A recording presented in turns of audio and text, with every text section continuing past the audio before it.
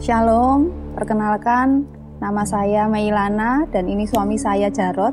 Kami dari Keluarga Allah Boyolali. Kami bergabung di Keluarga Allah sejak April 2019 karena sebelumnya kami berdomisili di Bekasi. Jadi pada kesempatan saat ini kami sangat bersyukur kami boleh menyaksikan perbuatan Tuhan yang ajaib atas keluarga kami. Sebenarnya sudah lama kami ingin menyaksikan kedahsyatan Tuhan, tapi waktu itu kami maju mundur karena mungkin ya belum siap, antara belum siap atau malu. Tapi puji Tuhan kemarin beberapa minggu kemarin saya dihubungi Kak Elin dari bagian media, tiba-tiba WA saya meminta kami untuk bisa shoot kesaksian. Waktu itu saya dan suami sepakat kami mengiyakan untuk shoot kesaksian ini karena kami percaya ini waktunya Tuhan untuk kami boleh menyaksikan kedahsyatan Tuhan dalam pernikahan kami. Jadi awal ceritanya itu tahun 2015, tepatnya di bulan Juni 2015, suami saya ketahuan selingkuh waktu itu. Jadi waktu itu apa yang saya rasakan di rumah tangga saya atau di keluarga saya dengan istri, bahwa saya menginginkan sekali saya punya keturunan. Tapi pada waktu itu kami sudah periksa dan ternyata dokter memvonis ada suatu penyakit ataupun yang dinamakan PCOS, di mana yang sel telur istri saya tidak mudah untuk dibuahi.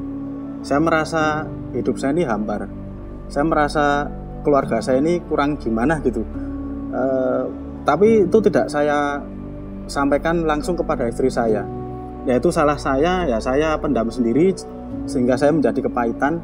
Dan waktu itu iblis sempat masuk ke dalam rumah tangga kami, di dalam keluarga kami.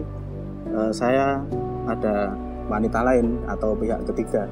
Dari kejadian itu saya sudah sangat berniat untuk menceraikan istri saya, bahkan sudah saya gugat sampai ke pengadilan sampai keluar putusan kami bercerai.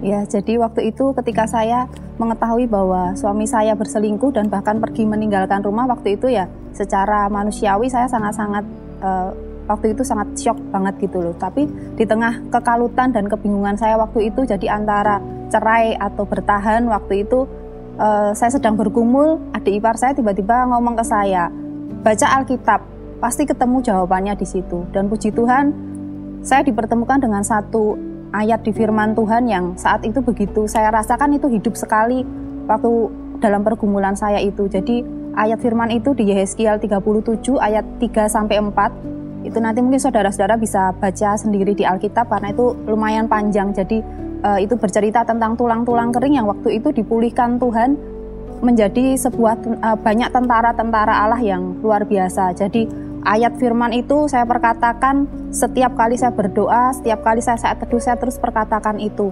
Dan selama saya memperkatakan itu, yang terjadi malah kondisi nggak semakin membaik, kondisi suami malah nggak pulang-pulang, malah waktu itu beliau menggugat cerai saya. Dan singkat cerita waktu itu akhir Maret 2019 Pengadilan Negeri Bekasi memutus perceraian kami. Jadi waktu itu secara hukum kami sah bercerai sebagai suami istri. Tapi anehnya waktu itu saya juga bertanya-tanya waktu itu dalam hati, setelah putusan cerai itu malah justru April 2019 Tuhan itu memutasi saya, membawa saya pindah ke kantor cabang saya yang ada di Solo waktu itu. Waktu itu saya juga belum tahu maksudnya Tuhan apa, tapi ya sudah saya ngikuti aja. Waktu itu saya yang bersyukurnya banget, bahkan untuk biaya kepindahan saya ke sini pun itu semua ditanggung kantor, bahkan untuk tempat tinggal saya di sini di Boyolali waktu itu Tuhan pun sudah sediakan tanpa saya keluar biaya waktu itu. Jadi kayak yang udah Tuhan tuh sudah atur banget gitu. Dan waktu itu ibadah pertama saya di Keluarga Allah di Boyolali waktu itu tanggal 14 April 2019. Waktu itu dikatakan tema di Keluarga Allah tahun 2019 adalah Great Revival. Waktu itu iman saya kembali bangkit untuk kembali berdoa, untuk kembali mendoakan rumah tangga saya. Dan diteguhkan waktu itu saya tanpa sengaja mendengarkan rekaman khotbah dari Pastor Nita. Waktu itu beliau mengatakan, jangan pernah menyerah untuk memperjuangkan keluargamu. Karena Yesus pun belum menyerah. Jadi waktu itu saya semakin menyala-nyala kembali dalam api doa saya. Saya perkatakan lagi Yehezkiel 37 ayat 3-4 setiap hari. Di mana tulang-tulang kering itu saya ganti dengan pernikahan saya yang kering dipulihkan Tuhan. Dan tanpa pernah saya duga sebelumnya, suami saya kembali ngontak saya di bulan Mei waktu itu. Tapi waktu itu nggak jadi ketemu, saya nggak tahu kenapa. Waktu itu saya terus ambil doa puasa, saya ambil komitmen 1 minggu saya mau doa puasa, dan setiap hari saya masuk ke Pondok Daud waktu itu. Saya bilang sama Tuhan, Tuhan kalau memang pertemuan dengan suami saya adalah dari Tuhan, saya nggak mau ngontek duluan, biarlah suami saya yang ngontek saya duluan. Dan puji Tuhan di hari ketiga pada saat saya doa puasa, tiba-tiba suami ngontek saya, ngabari kalau beliau sudah ada di depan gang rumah saya waktu itu di Boyolali. Dan puji Tuhan kami dipertemukan waktu itu, tetapi nggak happy ending saudara-saudara, karena waktu itu suami saya pulang bercerita dia punya hutang yang sangat besar, yang bagi kami saat itu luar biasa mengerikan lah buat kami, karena hutangnya itu ratusan juta yang bagi kami itu mustahil untuk kami bisa bayar dengan secepatnya.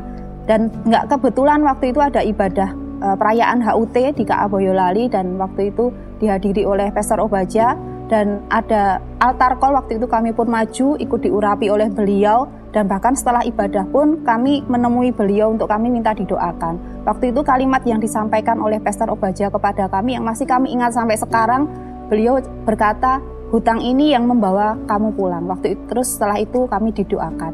Dan puji Tuhan setelah setelah kami diurapi, setelah kami didoakan, puji Tuhan kondisi kami semakin membaik, di mana kami menghadapi penagih hutang, menghadapi rentenir, dan pokoknya banyak pihak waktu itu yang nagih ke kami. Kami dapat hadapi, Tuhan urapi semuanya, yang orang-orang yang harusnya itu marah ke kami itu sampai diurapi, dan keluarga pun diurapi, sehingga keluarga support dan menolong kami, membantu kami. Dan puji Tuhan bulan Desember 2020 hutang kami yang bagi kami mengerikan itu Tuhan selesaikan dengan cara yang begitu ajaib. Dan setelah itu pada tanggal 20 Juni 2021 kami menerima kembali doa berkat peneguhan pernikahan kami, dilayani waktu itu oleh Bapak Dovtiono. Dan puji Tuhan setelah itu kami semakin dipulihkan. Kami merasakan yang dulunya kami sedikit-sedikit uring-uringan, sedikit-sedikit bikin marah lah antara kami, sering perkataan kasar keluar, tapi puji Tuhan setelah itu kondisi rumah tangga kami semakin harmonis. Kami rasakan surga itu ada di dalam rumah tangga kami saat ini. Dan tentang keuangan pun kami terus dipulihkan. Yang dahulu kami sangat mengandalkan kartu kredit. Bagi saudara yang memegang kartu kredit pasti tahulah istilah gestun. Itu kami lakukan hampir setiap bulan, gali lubang, tutup lubang, nggak selesai-selesai. Tapi ketika kami komitmen, kami bertobat, Tuhan itu tolong kami sudah nggak mau pakai kartu kredit itu untuk konsumtif, tapi kami benar-benar ngandelin berkat Tuhan. Dan yang luar biasanya sampai dengan detik ini kami tuh kadang sering terheran-heran. Setiap kali menghitung persepuluhan itu jumlahnya disandingkan dengan slip gaji kami itu nggak sesuai, jadi lebih besar daripada slip gaji, angka yang ada di slip gaji kami. Jadi kami sangat percaya bahwa kelangsungan hidup kami ini ketika setiap kami sudah dipulihkan, sudah diurapi oleh Tuhan, sudah diberkati oleh Tuhan, maka kami hidup itu tidak bergantung dari besarnya angka yang ada di gaji, tapi kami hidup berdasarkan berkat Tuhan. Jadi saat ini, dan juga saya sangat bersyukur karena kasih karunia Tuhan. Tuhan jamah saya, Tuhan jamah hati saya bisa menerima apa adanya kondisi istri saya. Sampai sekarang pun dan sampai kapanpun, kalau memang Tuhan belum kasih keturunan untuk kami, saya sudah menerima apa adanya. Saya sudah sangat mengasihi dan mencintai istri saya.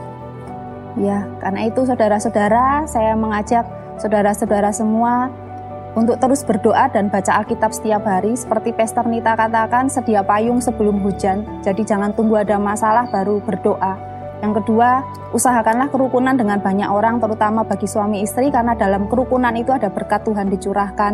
Dan yang terakhir, mari saya ajak saudara-saudara semua, kita ada di gereja ini bukan kebetulan, tapi semua karena tuntunan dan rencana Tuhan. Terus setia di gereja ini, terus tertanam, bertumbuh di gereja ini, terus ikuti setiap kegerakan yang ada di gereja ini, dan terus tangkap setiap rema yang disampaikan oleh Pastor Obaja, dan nikmati setiap penggenapan demi penggenapan dari setiap rema-rema yang disampaikan.